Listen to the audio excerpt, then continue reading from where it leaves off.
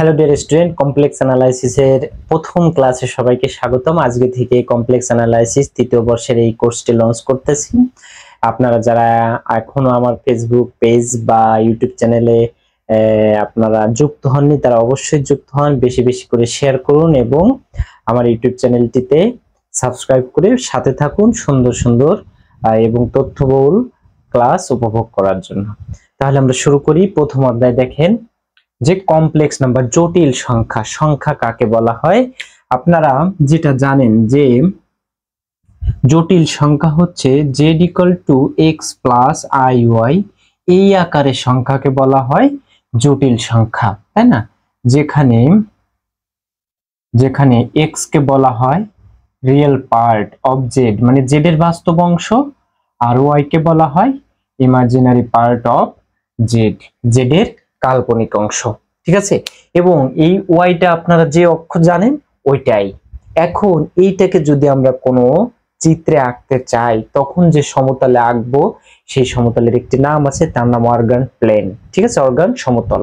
ওকে, এটাকে আমরা x Y যে কার্টেসীয় দ্বিমাত্রিক স্থানাঙ্ক ব্যবস্থায় আমরা যেমন কোনো বিন্দুর স্থানাঙ্ক করি সেরকম করা যায় না, যায় একই টাইপের, কিন্তু এর নাম আছে, সেটা হচ্ছে অর্গান সমতল। ওকে, আচ্ছা, এইবার দেখেন এই জায়গায় এর কিছু বৈশিষ্ট্য আছে। এটাকে যদি আমরা কার্টেসীয় আকারে দেখতে চাই, ওকে, কার্টেসীয় আকারে দেখেন, মনে করেন এটা সেই এক্স, এটা ওয়াই কাল্পনিক অক্ষ, হ্যাঁ, এটা হচ্ছে অরিজিন মূল বিন্দু 0 0, এইখানে মনে করেন কোন বিন্দু এক্স ওয়াই হচ্ছে এর স্থানাঙ্ক। দ্যাট মিন্স এখান থেকে এইটুকু এক্স আর এইখান থেকে এইটুকু হলো সে কি ওয়াই, তাই না? এখন কার্টেসীয় থেকে আমরা পোলারে যদি যেতে চাই, এটা হচ্ছে কি কার্টেসীয়। ঠিক আছে, কার্টেসীয় স্থানাঙ্কে।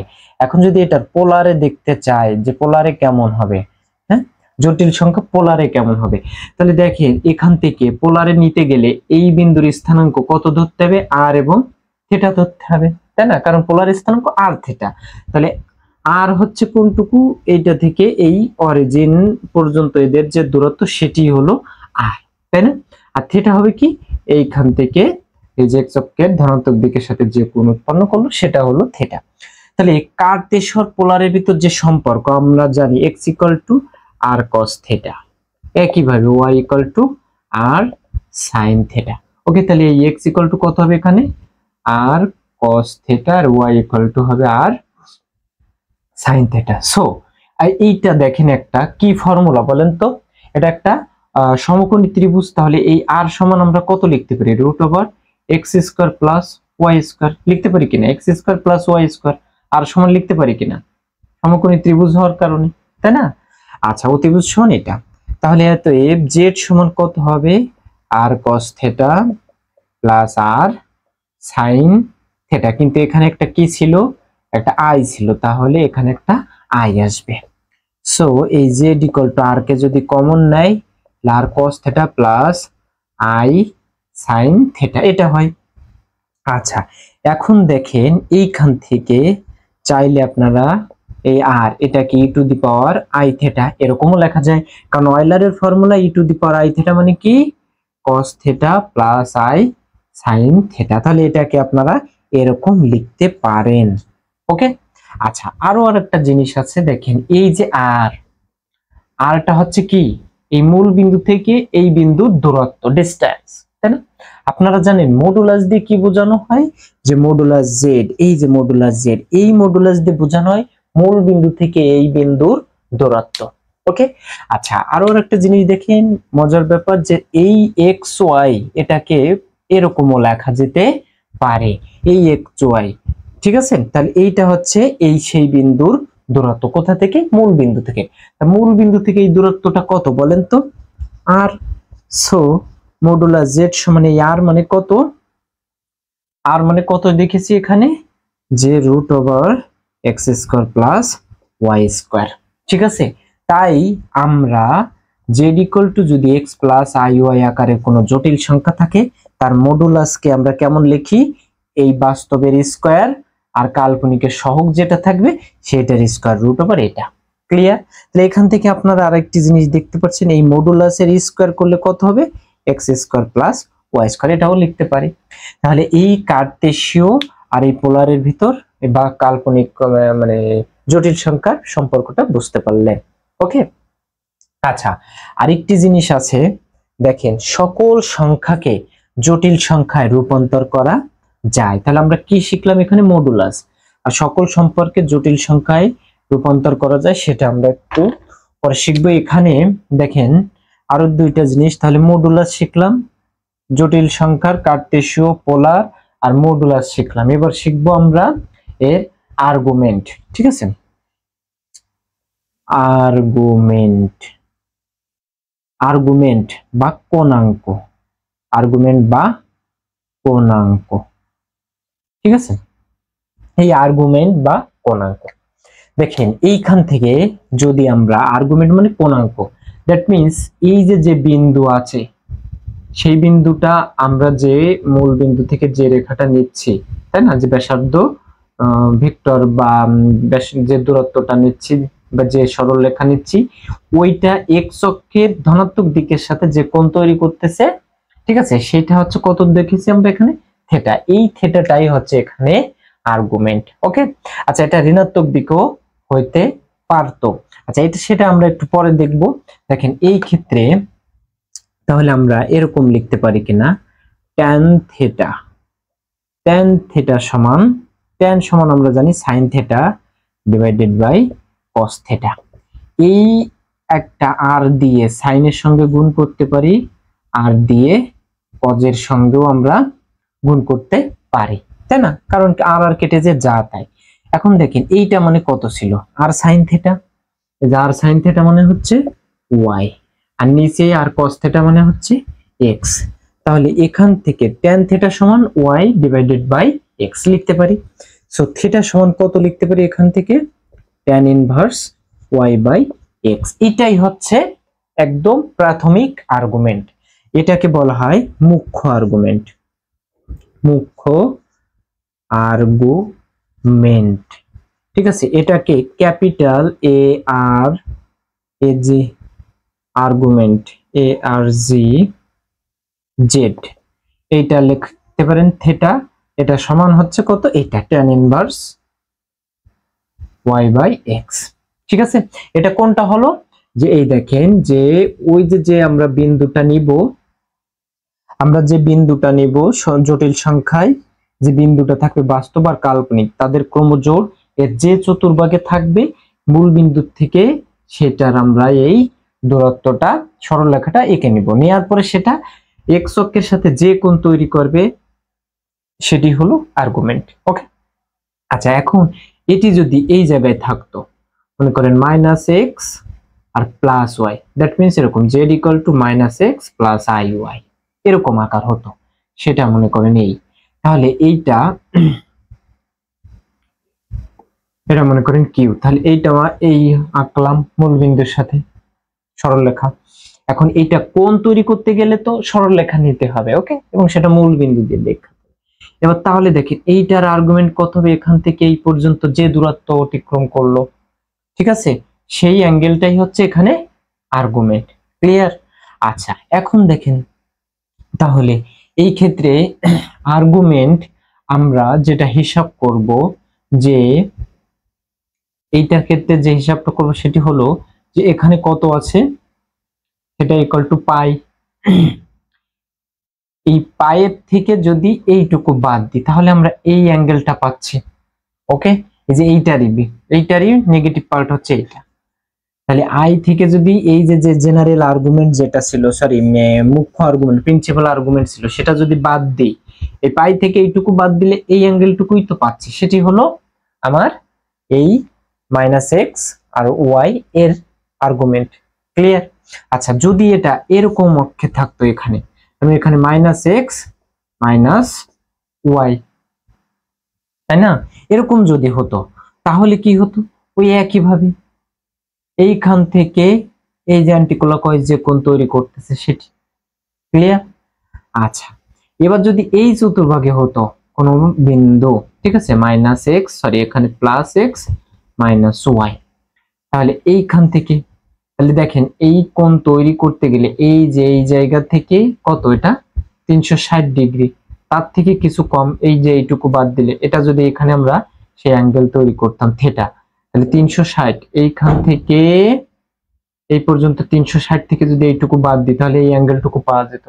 বুঝতে পারছেন? আচ্ছা, আবার এইখান থেকে যদি বরাবর এখানে বের করি সেটাও হবে, তবে যেহেতু ঘড়ির কাঁটার দিকে আসছে সেহেতু মাইনাস দিয়ে করতে হবে, এটারও একটা ব্যাপার আছে। ক্লিয়ার?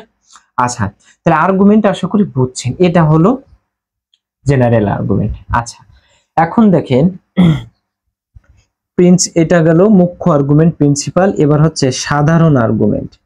সাধারণ আর্গুমেন্ট, সাধারণ আর্গুমেন্ট যেটাকে আপনারা জেনারেল আর্গুমেন্ট বলেন, এটাকে স্মল এটা দিয়ে প্রকাশ করা হয়।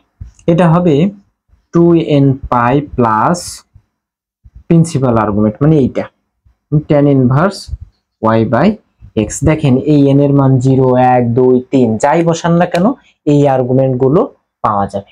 ঠিক আছে, এগুলো আপনারা ইন্টারমিডিয়েটে শিখছেন, এই জন্য আমি আর ডিটেলস দেখাতে চাচ্ছি না। তাহলে জেনারেল আর্গুমেন্ট কি হবে?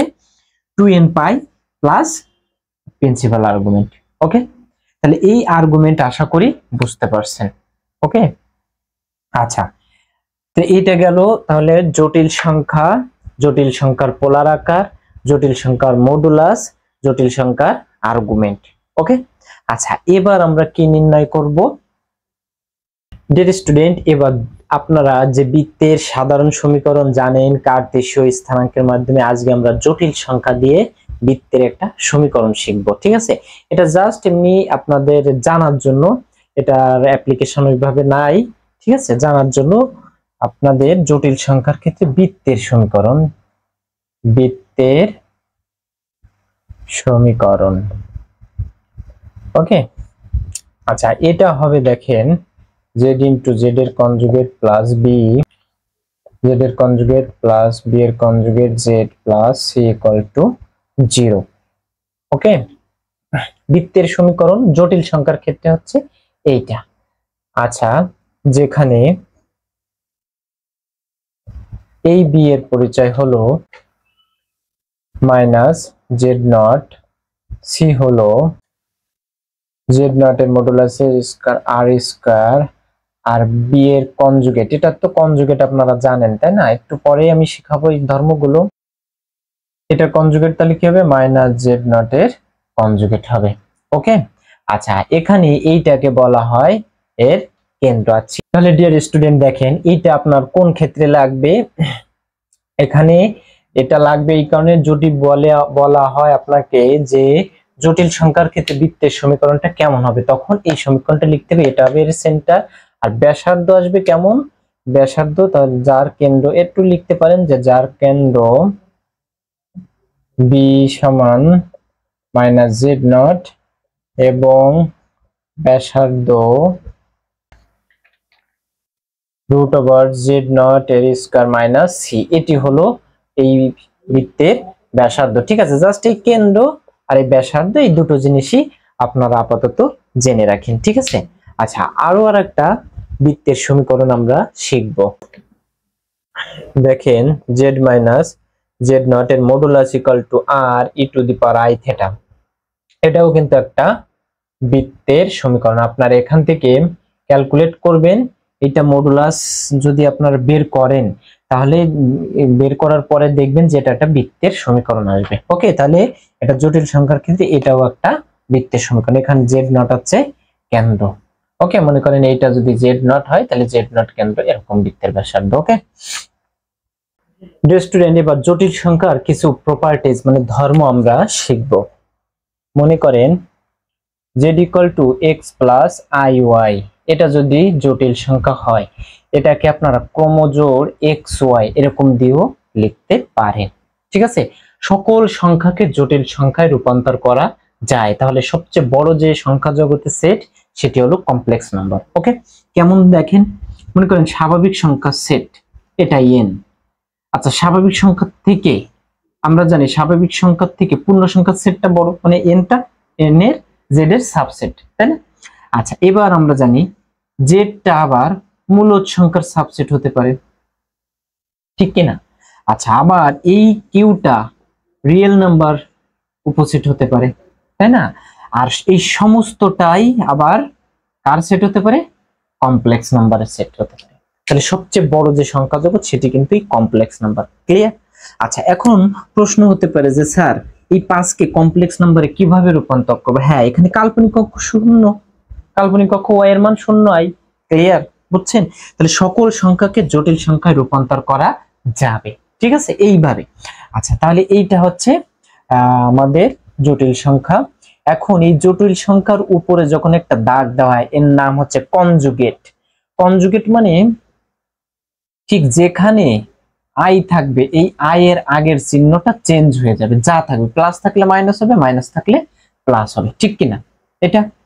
আচ্ছা, এখন যদি ডবল কনজুগেট করি তাহলে x মাইনাস আই ওয়াই, এইটা হচ্ছে এই এর উপর কনজুগেট করলে x প্লাস আই ওয়াই, তার মানে কত? z। তাহলে ডবল কনজুগেট করলে সেই জটিল সংখ্যা নিজেই হয়, তাই না? আচ্ছা, এখন আপনারা শিখেছেন এর মডুলাস। মডুলাস করলে কত হয়? রুট ওভার, একটু আগে শিখছেন যে বাস্তব আর কাল্পনিক অংশের বর্গের এই রুট ওভার, তাই না?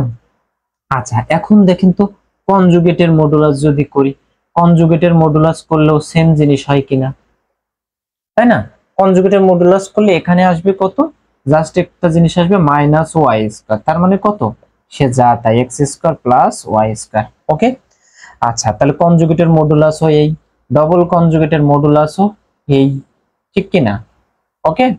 আচ্ছা, তাহলে আমরা দেখতে পাচ্ছি এইগুলো সমান, দ্যাট মিন্স এরকম মডুলাস জেড, কনজুগেটের মডুলাস, ডবল কনজুগেটের মডুলাস, ঠিক একইভাবে যদি এদের বর্গ করি তাও কিন্তু সমান, একই রকম, তাই না? ডিয়ার স্টুডেন্ট, এবার দেখেন তাহলে এইগুলো যদি সমান হয়, এখন মাইনাস জেড এইটা যদি হয়, মাইনাস দিয়ে যদি গুণ করি তাহলে minus x minus I y হয়, তাই না? এখন মাইনাস জেড সরি এটা যদি হয় তাহলে এটা হবে, মাইনাস দিয়ে গুণ হবে জাস্ট।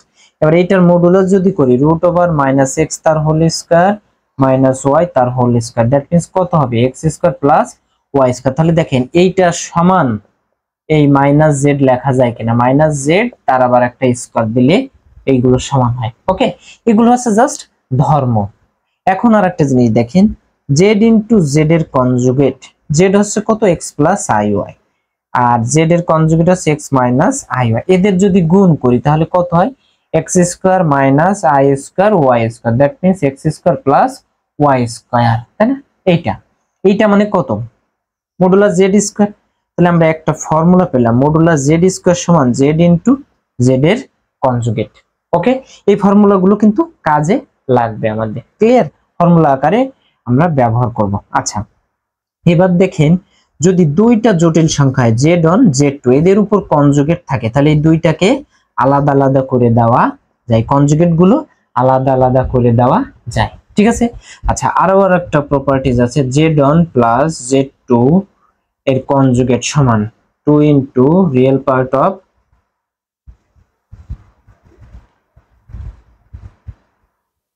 z প্লাস z এর কনজুগেট, তাহলে 2 into real part of z হবে। এটা less than or equal 2 into modulus z।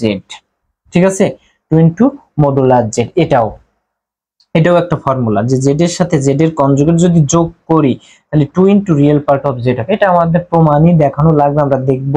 আচ্ছা, আবার এটা 2 ইনটু মডুলাস z এর থেকে এটা আবার ছোট হবে। বুঝছেন?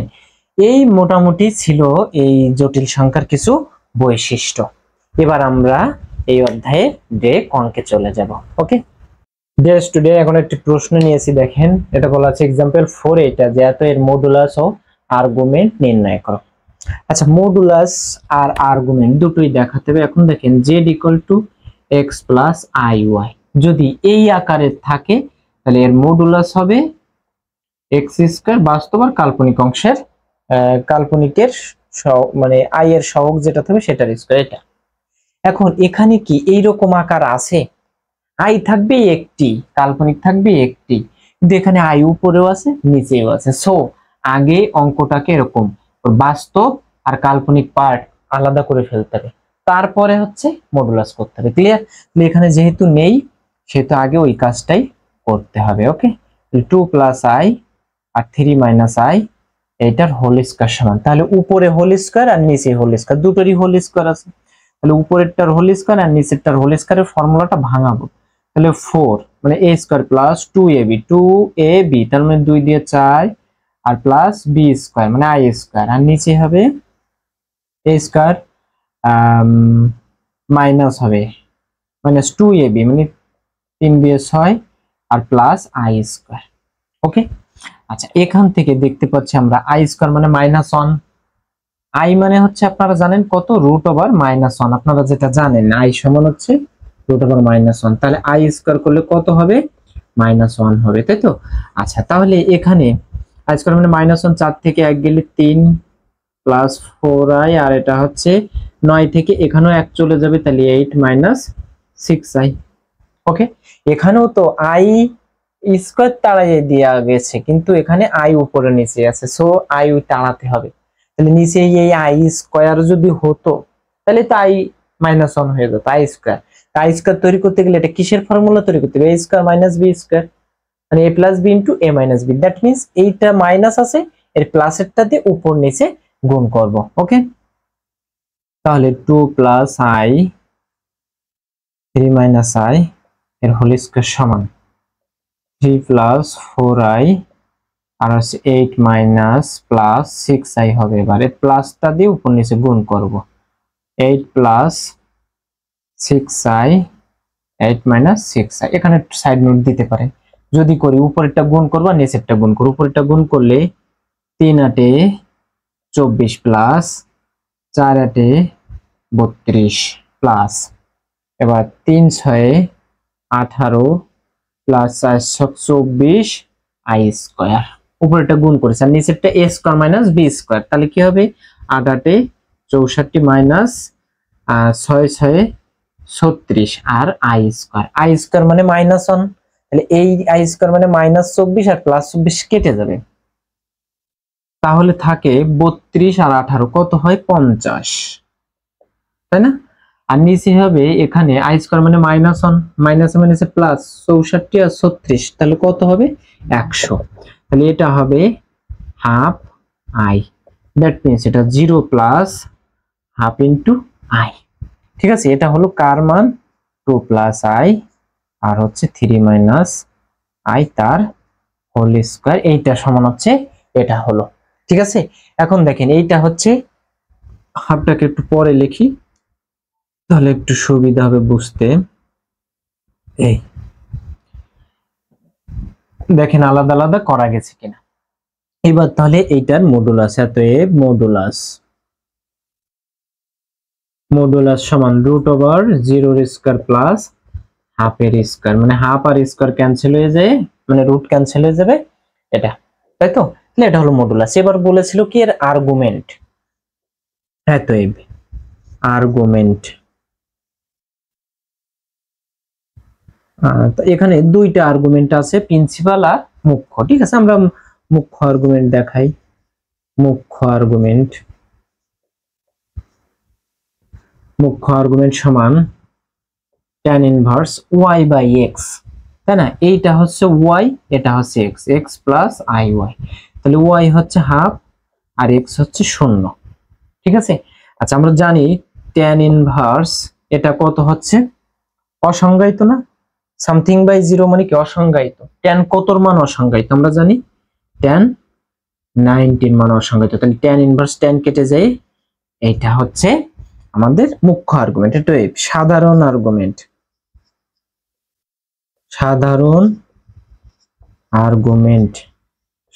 আর্গুমেন্ট কত হবে বলেছিলাম 2n পাই প্লাস এইটা প্রিন্সিপাল আর্গুমেন্ট, তার মানে হচ্ছে পাই বাই 2, যেখানে n এর মান কত হবে 0 প্লাস মাইনাস 1 প্লাস মাইনাস 2 এইভাবে। ঠিক আছে, ডিয়ার স্টুডেন্ট আশা করি বুঝতে পারছেন এইটার মডুলাস আর আর্গুমেন্ট নির্ণয়। এবার আমরা আরো আরেকটি অঙ্ক শিখব। ওকে ডিয়ার স্টুডেন্ট, এবার একটি অঙ্ক নিয়েছি, দেখেন বলা আছে যে z equal to plus minus root three plus minus i, এইখানে চারটি সংখ্যা আছে, এই সংখ্যা চতুষ্টয় অর্গান ডায়াগ্রাম চিত্রায়িত করো। মানে এইটাকে আমরা যদি চিত্রে বসাই তাহলে যে চিত্রটা আসবে, যে ডায়াগ্রাম, এটাকে আমরা অর্গান প্লেন বলেছিলাম, তাই না? অর্গান প্লেন এই চিত্র আঁকতে হয়। আর বলেছে আর্গুমেন্ট আর পরমাণু, সহজ আছে। তাহলে আমরা ওটা করব সলিউশন। এখানে 1 নাম্বার জেড ইকুয়াল টু কত হবে, root three plus i. 2 number z equal to কত হবে, minus root three plus I.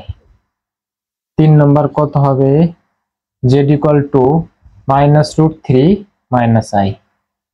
4 number কত হবে, z equal to minus root three minus i. Okay, তাহলে সংখ্যা আসলে মূলত এইখান থেকে নিলে আমরা এই চারটি সংখ্যা পাই। ওকে, এই চারটিরই আর্গুমেন্ট আর পরম মান বের করতে হবে এবং এদের ডায়াগ্রামটা দেখাতে হবে, চারটি সংখ্যা। ওকে ডিয়ার স্টুডেন্ট, এখন যদি ডায়াগ্রামটা আঁকি তাহলে কেমন হবে দেখেন।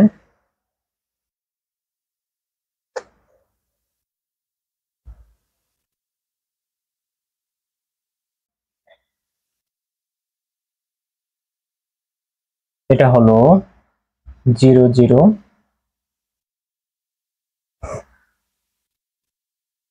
এখানে প্রথম যেটা আছে, এখানে এক্স এবং ওয়াই দুটোই পজিটিভ না, তাহলে কোন চতুর্ভাগে থাকবে, তাহলে এরকম রুট থ্রি প্লাস আই ধরলাম এই বিন্দু এটা, আর এটা হচ্ছে minus root three plus i, তাহলে এটা হবে এই বিন্দু, তাই না? এটা এক্স এর মান মাইনাস, এক্স এর মান নেগেটিভ এই পাশে না, ঠিক আছে? এক্স এর মান নেগেটিভ হবে, ওয়াই এর মান পজিটিভ, তাহলে এই চতুর্ভাগে। এবার এখানে আছে কি দেখেন, যে এক্স এর মানও নেগেটিভ, ওয়াই এর মানও নেগেটিভ, এই চতুর্ভাগে এক্স ওয়াই দুটোই নেগেটিভ। আর এখানে আছে কি, যে এক্স পজিটিভ কিন্তু ওয়াই নেগেটিভ, ওয়াই এর মান -1। ক্লিয়ার? এই বিন্দুগুলো নিলাম। এখন আমাদের এটাকে কি বের করতে হবে, আর্গুমেন্ট বের করতে গেলে সেই সরল লেখা লাগবে, তাহলে আমরা ডিরেক্ট এই সরল লেখাটাই আঁকি। ঠিক আছে, এইটার জন্য যে সরল লেখা হবে এটার জন্য আবার আঁকতে হবে, দুটোই একবার যুক্ত করে দিলাম। ওকে, আচ্ছা, এখান থেকেও সেই সরল লেখা আঁকতে হবে, ব্যাস। ঠিক আছে, তাহলে দেখেন এই প্রথমটার জন্য যে আর্গুমেন্ট হবে সেটি হবে কত, θ1। এই যে এই বিন্দুর জন্য এইটার যে কোণ তৈরি করলো সেটা হলো প্রথমটার আর্গুমেন্ট θ1, তাই না? তারপরেরটিতে দেখেন, পরেরটি হলো এটার জন্য আর্গুমেন্ট কত হবে, এটা θ2 হবে। ওকে, আচ্ছা, পরেরটিতে দেখেন এটা হবে কত, θ3। এবার লাস্ট ওয়ান, এইটা ঘুরে আসবে এখানে, এটা হবে কত, θ4। বুঝছেন কিনা? জাস্ট চিত্রটা আঁকালাম, এটা হচ্ছে আমাদের আর্গুমেন্টের হিসাব। এবার আমরা প্রত্যেকটার জন্য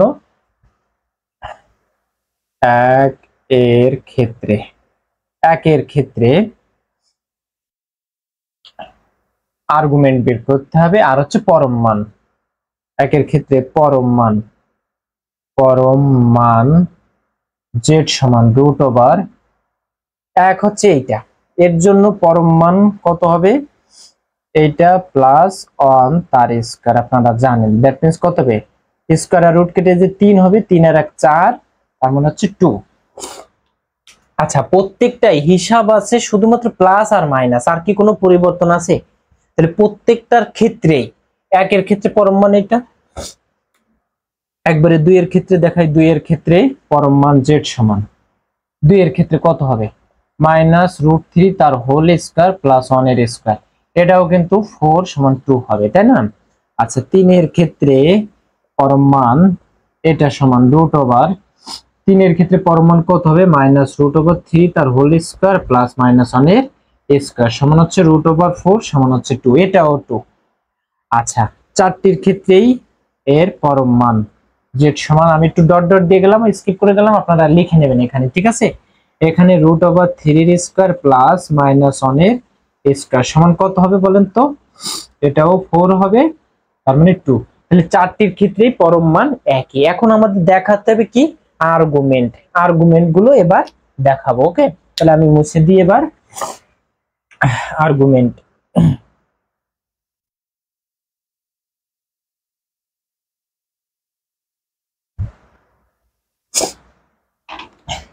এবার লিখবেন একের ক্ষেত্রে আর্গুমেন্ট, থিটা 1 সমান কত হবে শিখেছেন tan inverse y by x, তাই তো? তা y টা কত হবে? এটার ক্ষেত্রে y হবে 1 আর এটা হবে √3। y হচ্ছে 1 আর x হচ্ছে কত? √3, তাই না?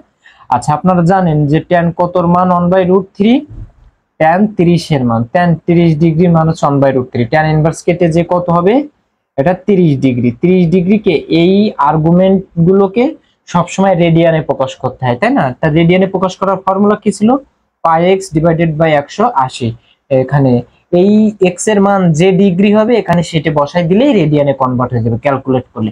তাহলে 30 আর 180 কাটাকাটি করলে কত হবে? 6, তাই না?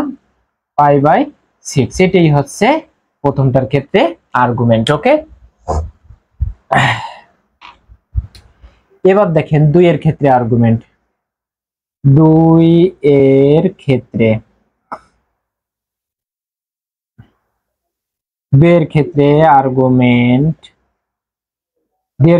আর্গুমেন্ট থিটা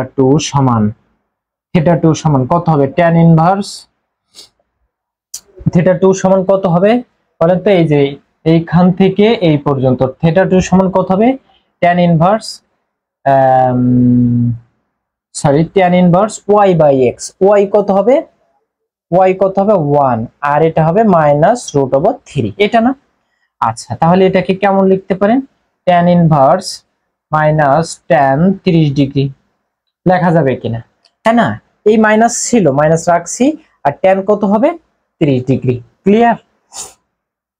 আচ্ছা, এখন দেখেন তাহলে এইটার ক্ষেত্রে 2 নাম্বারের ক্ষেত্রে এইটার ক্ষেত্রে আমরা কি বলেছিলাম? যে এখানে এই 90 প্লাস এটা করা যাবে না, কারণ বিজোড় অনুপাত হলে তো এই অনুপাত চেঞ্জ হয়ে যাবে। এখন আমরা কি করব? এখানে এইখান থেকে এই পাই নেব, কারণ tan এর ক্ষেত্রে, tan আর কোটের ক্ষেত্রে পাই হচ্ছে পিরিয়ড, তাই না? আচ্ছা, তাহলে এখান থেকে আমরা এই পাই আসবো, পাই থেকে এই থিটা বাদ দিয়ে দেব, থিটা 1 বাদ দিয়ে দেব, ঠিক আছে?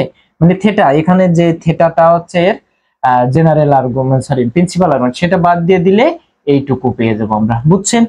তাহলে এইখান থেকে আমরা ওইটাই করব, tan ইনভার্স। তাহলে কত লিখবো? tan 180 degree minus 30 degree. আশা করি এটা বুঝতে পারছেন। ওকে, tan ইনভার্স tan কেটে যাবে, 80 থেকে 30 গেলে 150 মানে পাই ইন্টু 150 ডিভাইডেড বাই 180। তাহলে কত হবে এটা? পাই, এটা হচ্ছে 3 6 18, 3 5 15, তাহলে 5 pi divided by 6। Okay dear student, এবার 3 নাম্বারের ক্ষেত্রে 3 এর ক্ষেত্রে আর্গুমেন্ট দেখেন। 3 এর ক্ষেত্রে আর্গুমেন্ট থিটা 3 সমান tan ইনভার্স 3 নম্বরের ক্ষেত্রে, তাই না? এখানে হবে কত? দেখেন এইখানে আছে -1/-√3, তাই তো? -√3, তার মানে দুটোই পজিটিভ হয়ে যাচ্ছে এখানে কাটাকাটি করলে। তাহলে হবে কত? tan ইনভার্স, এখানে tan 30 ডিগ্রি, তাই তো? প্রশ্ন হলো এই জায়গায় এই যে tan 30 ডিগ্রি হুবহু এইটার মতো না, তাহলে এখানে π/6 হতো কিনা? না, এইটা কোন চতুর্ভাগে আছে সেটা নির্ভর করে আমাদের আর্গুমেন্ট নির্ণয় করতে হবে। এটা আছে তৃতীয় চতুর্ভাগে, তাহলে এখানে হবে কি? এই পাই প্লাস এইটা, এই 270 নেওয়া যাবে না, কেন বলেন তো? কারণ 270 নিলে তো অনুপাত চেঞ্জ হয়ে যায়, ঠিক আছে? বুঝতে পারছেন? এই জন্য পাই প্লাস এইটুকু নেব। ক্লিয়ার? পাই পর্যন্ত আছে, পাই প্লাস এইটা। তাহলে এটাকে লিখবো কত? tan inverse tan 180 plus 30 degree. আশা করি বুঝতে পারছেন। তাহলে tan ইনভার্স আর tan কেটে দেব, এটা হবে কত? 210 ডিগ্রি। তার মানে 7π/6, 3 সাথে 21 আর 3 6 18। ওকে, বুঝতে পারছেন কিনা? ক্লিয়ার?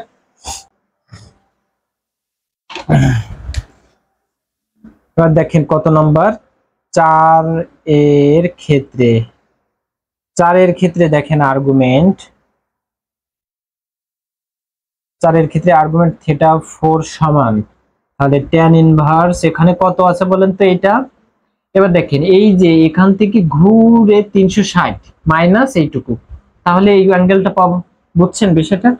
tan ইনভার্স y/x হবে, তাহলে y হবে কত, -1, আর x হবে √3, এই যে এটা। ওকে, আচ্ছা এখান থেকে তাহলে আমরা দেখতে পাচ্ছি আগেরটির মতোই tan inverse minus tan 30 degree, এটা লিখতেই পারি। এখানে কিন্তু আমরা তাহলে কি করব, tan ইনভার্স tan 360 থেকে এই 30 বিয়োগ করতে হবে। আশা করি বুঝতে পারছেন। tan tan চলে যাবে, এবার 30 গেলে 3 30, 33 করলে হচ্ছে 11π/3 সাথে 21, 7। এটাই आंसर, খুবই সোজা তাই না?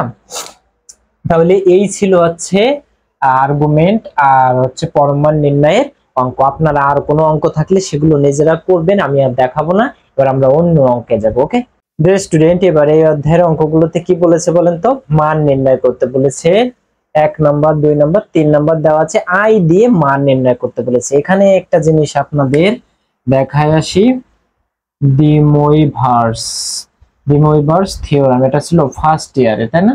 de Moivre's থিওরাম এরকম ছিল, cos θ plus i sin θ to the power n equal to cos n θ plus i sin n θ। এই n পূর্ণ সংখ্যা হতে পারে, ধনাত্মক পূর্ণ সংখ্যা হতে পারে, ঋণাত্মক পূর্ণ সংখ্যা হতে পারে, সে মূলদীয় ভগ্নাংশ হতে পারে, তাই না?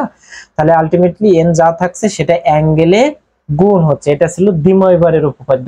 এখানে আমরা এটাই ব্যবহার করে এইগুলো সলভ করবেন, মান নির্ণয় করব। ওকে আচ্ছা ডিয়ার স্টুডেন্ট, তাহলে প্রথম 1 নাম্বার সলিউশন, এখানে দেওয়া আছে কত, a plus ib two the power n, তাই না? এইটার মান নির্ণয়, এত এর মান নির্ণয়। ঠিক আছে, আমরা প্রথম যেটা করব, ধরবো এটাকে, এই সাইন কজে আনার জন্য আমরা একটু ধরে নিব। ঠিক আছে, দেখেন এইটাকে যদি এ ধরি আর এইটাকে যদি বি ধরি, প্রমাণের জন্য এটা করব। ঠিক আছে, কিন্তু একটা আর দিয়ে ধরবো। ক্লিয়ার? তাহলে a equal to r cos θ আর b equal to r sin θ যদি হয়, তাহলে এত a square plus b square সমান কত হবে, r square cos square sin square common নিলে ওটা 1 হয়ে যায়, এটা হয় ঠিক কিনা?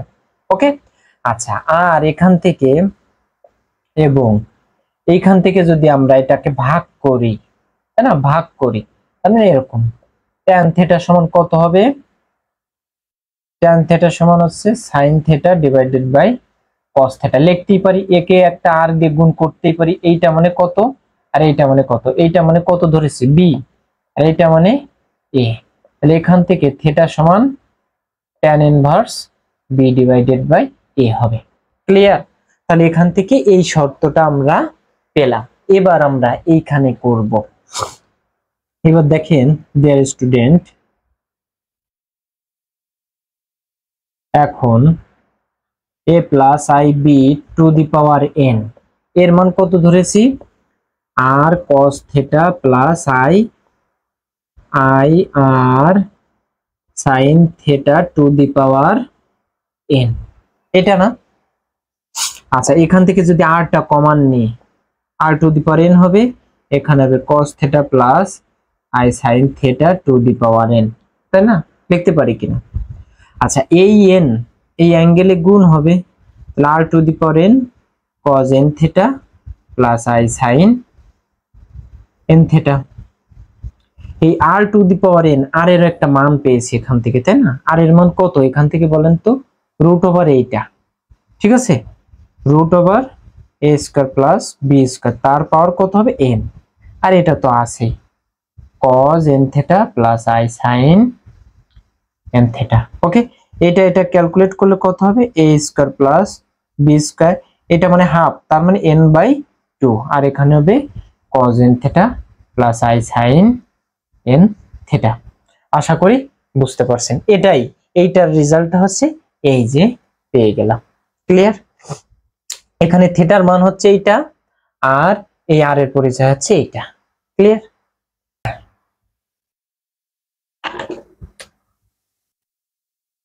দুই দাগে আছে 1 plus I two the power 1/4 এর মান নির্ণয়।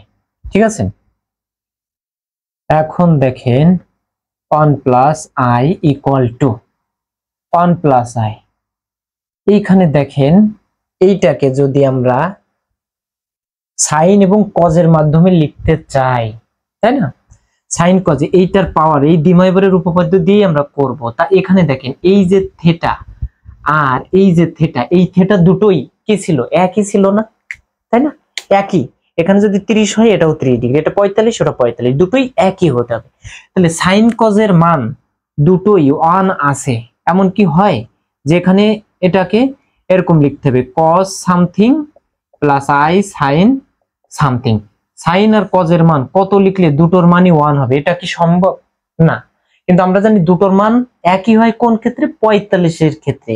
যদি এখানে tan 45 লিখতাম, এখানে tan 45 লিখতাম, π/4 লিখতাম, তাহলে এর মান কত? আমরা জানি 1/√2 i 1/√2, 45 হলে, তাই না? কিন্তু আমার আছে কত? 1 প্লাস i আছে, তাহলে একটা √2 দিয়ে যদি গুণ দিই তাহলে এখানে 1 প্লাস i হয়ে যাচ্ছে।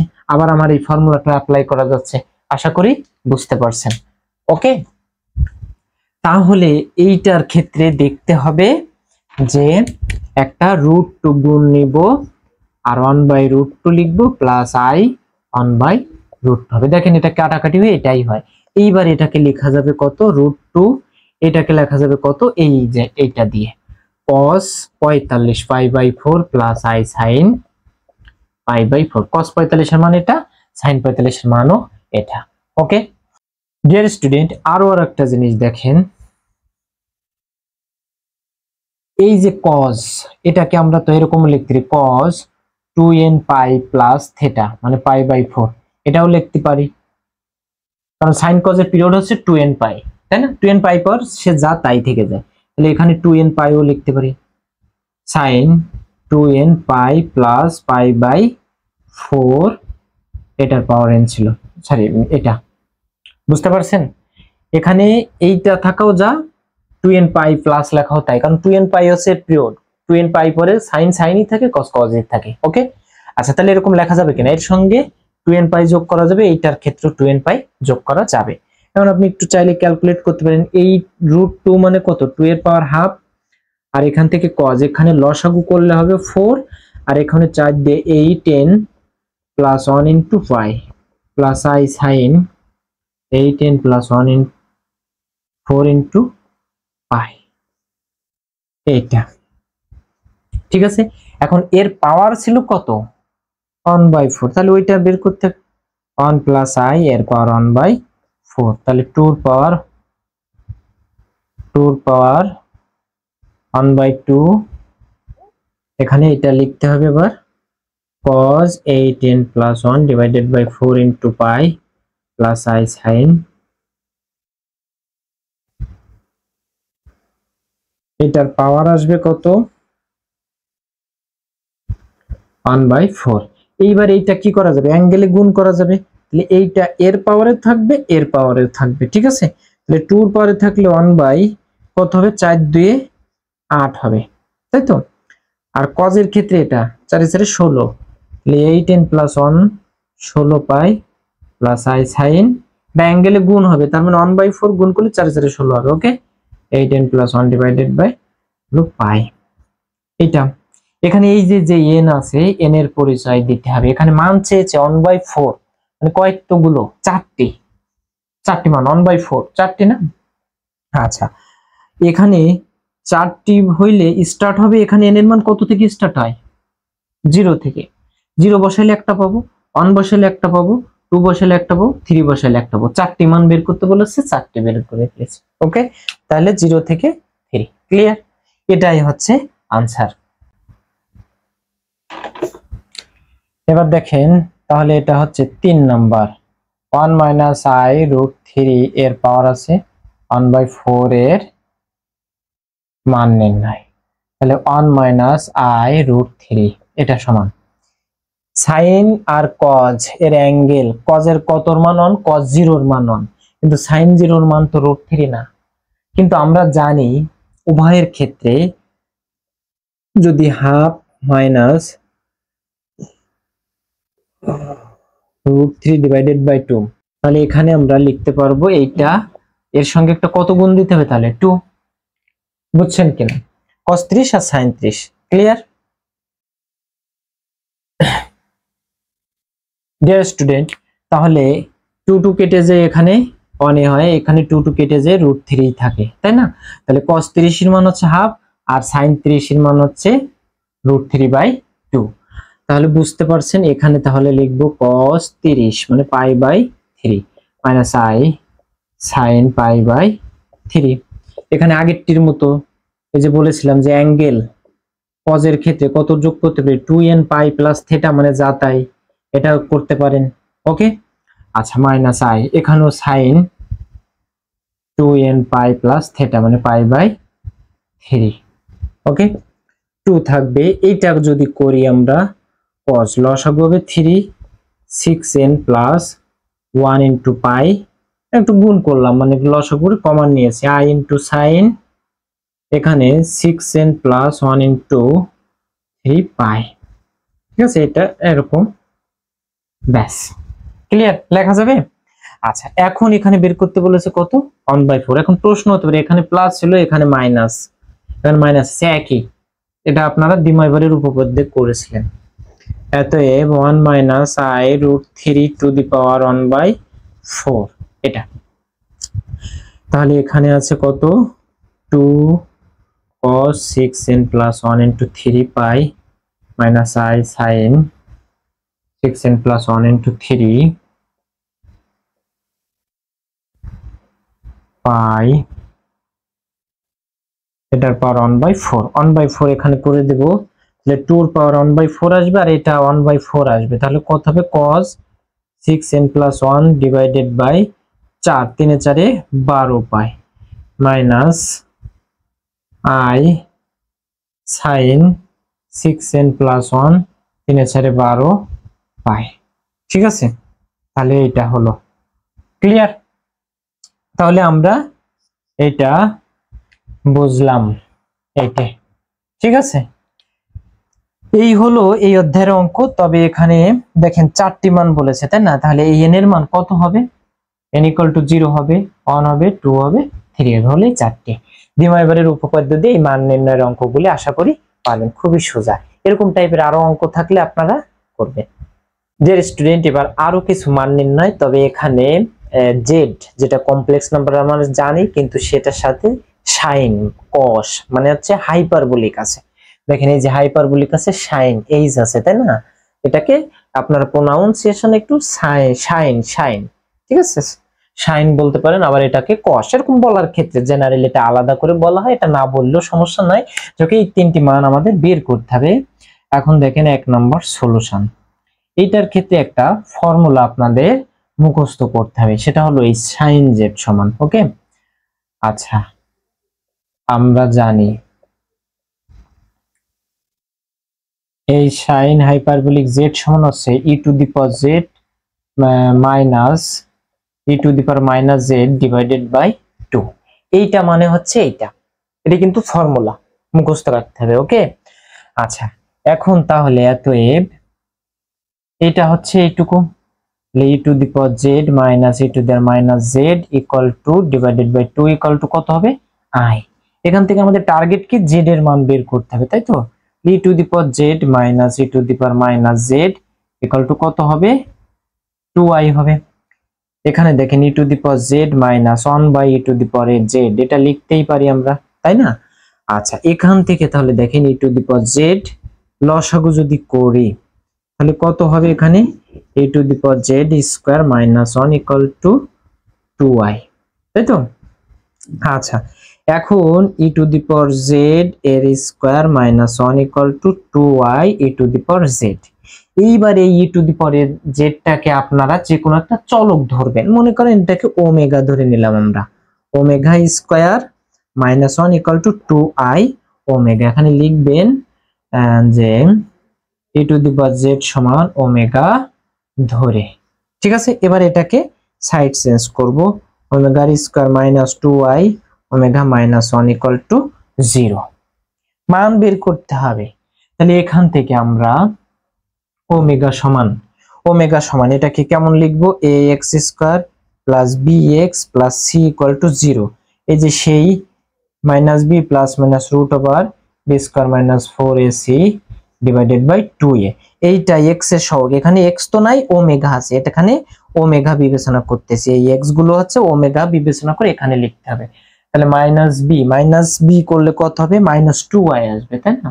-2i plus minus root over b square মানে -2i এর স্কয়ার মাইনাস 4a এ হচ্ছে কত, ওমেগার স্কয়ার সহগ 1 আর এটা আছে -1, এখানে হবে -1 divided by 2 into a, 2 into a হবে কত, এখানে 1। ওকে, আশা করি বুঝতে পারছেন। তাহলে এখান থেকে দেখেন ওমেগা সমান এটা কত হচ্ছে 2i, তাই না।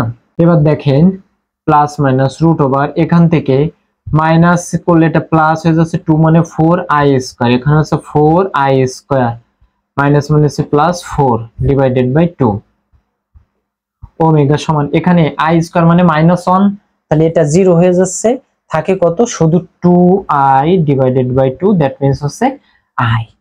এই ওমেগা সমান কত ধরেছিলাম আমরা, e⁻z, এটা লেখার এখনই সেই সময় i। এবার দেখেন e⁻z সমান এই i কে আমরা 0 প্লাস i ইনটু 1 লিখতে পারি কিনা, ঠিক আছে। z এর মান বের করতে হবে আমাদের, এই কারণে। আচ্ছা, এবার দেখেন এটুকুকে আমরা ওই দ্বিমাইবারের উপপাদ্যের মতো এরকম cos কতর মান 0 হবে বলেন তো, cos এখানে i তাহলে কত হবে বলেন তো, cos 90 এর মান, তাই না, cos 90 প্লাস i sin 90 এর মান হচ্ছে কত, 1, ঠিক আছে। আশা করি বুঝতে পারছেন। এইবার দেখেন তাহলে e⁻z, এখানে আপনারা চাইলে সেই 2n পাই এর ফর্মুলাও অ্যাপ্লাই করতে পারেন, cos 2n pi plus pi by 2 plus i sin 2n pi plus pi by 2, এটা লেখাও যাবে, তাই না। কারণ 2n পাই প্লাস যাই লিখবো সেটা sin থেকে যায়, cos থেকে যায়, ওকে, এটা লেখা যাবে। e⁻z এখান থেকে যদি আমরা একটু লসাগু করি, তাহলে 2 2 দিয়ে 4 4n প্লাস 1 ইনটু পাই হবে plus i 4n plus 1 into 2 into pi, okay.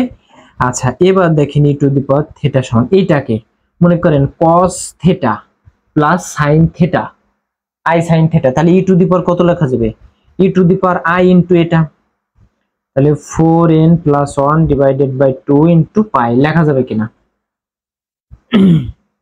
e to the power i θ, এই যে অয়লারের উপর e to the power i θ মানে cos θ প্লাস i sin θ, ঠিক আছে, i ইনটু θ এটা লেখা যাবে।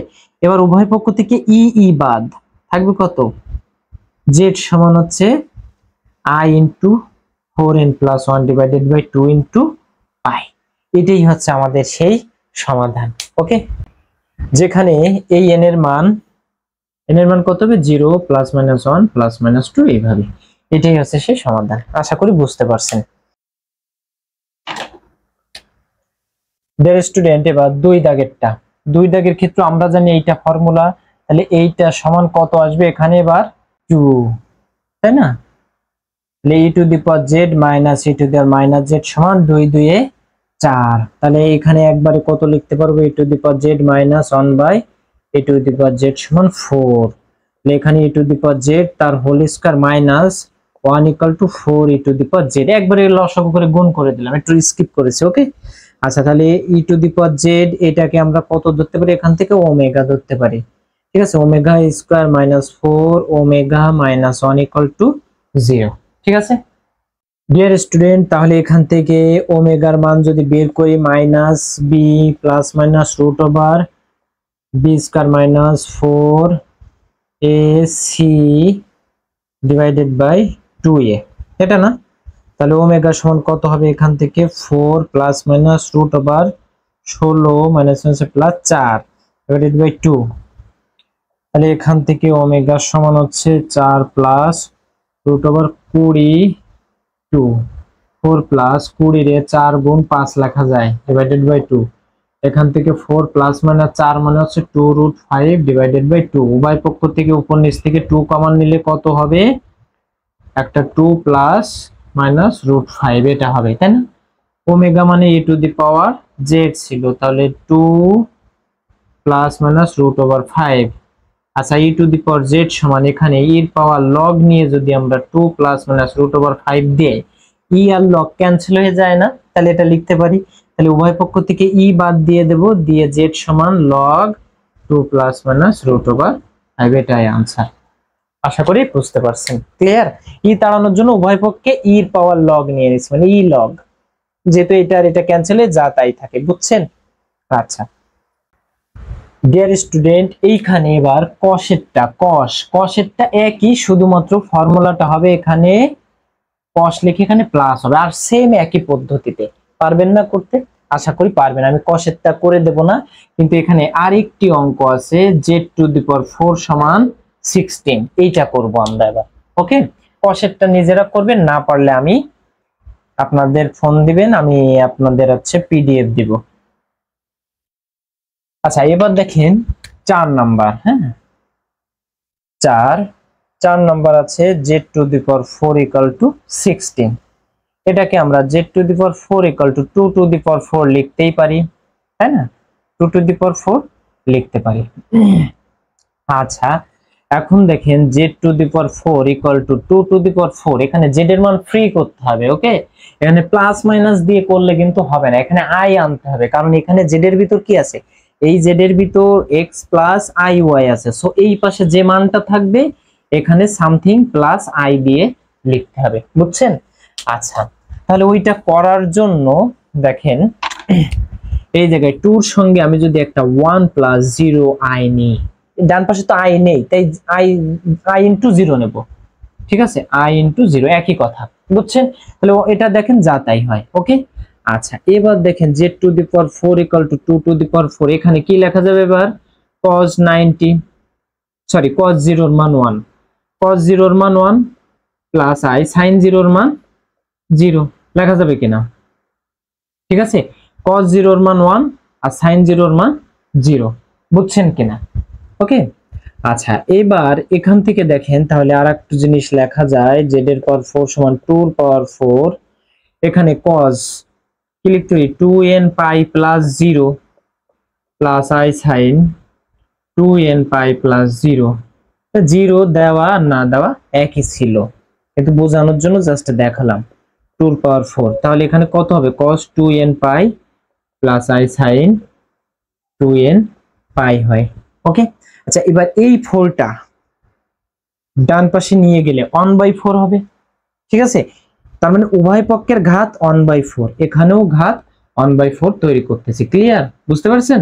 উভয় পক্ষের ঘাত 1/4 এ উন্নীত করে পাই। তাহলে এখানে করলে কত আসবে? 2 এর পাওয়ার 4 এর পাওয়ার 1/4 i sin 2n পাই এর পাওয়ার 1/4 হবে, মানে এর পাওয়ারও দিয়েছে ওর পাওয়ার, এই 4 4 কেটে যাবে, তাহলে এখানে হবে শুধু 2 আর cos, এখান থেকে এই 4 ভাগ হবে না দ্বিমাত্রিক উপপাদ্য অনুযায়ী, তাহলে হবে কত? n pi by 2 plus i sin n pi by 2, এটাই आंसर। আশা করি বুঝতে পারছেন। এখানে n এর মান কত হবে? 0 1 2 4টি বলেছে না, 2 3 এই পর্যন্ত করলেই 4টি মান পেয়ে যাচ্ছে। আশা করি বুঝতে পারছেন।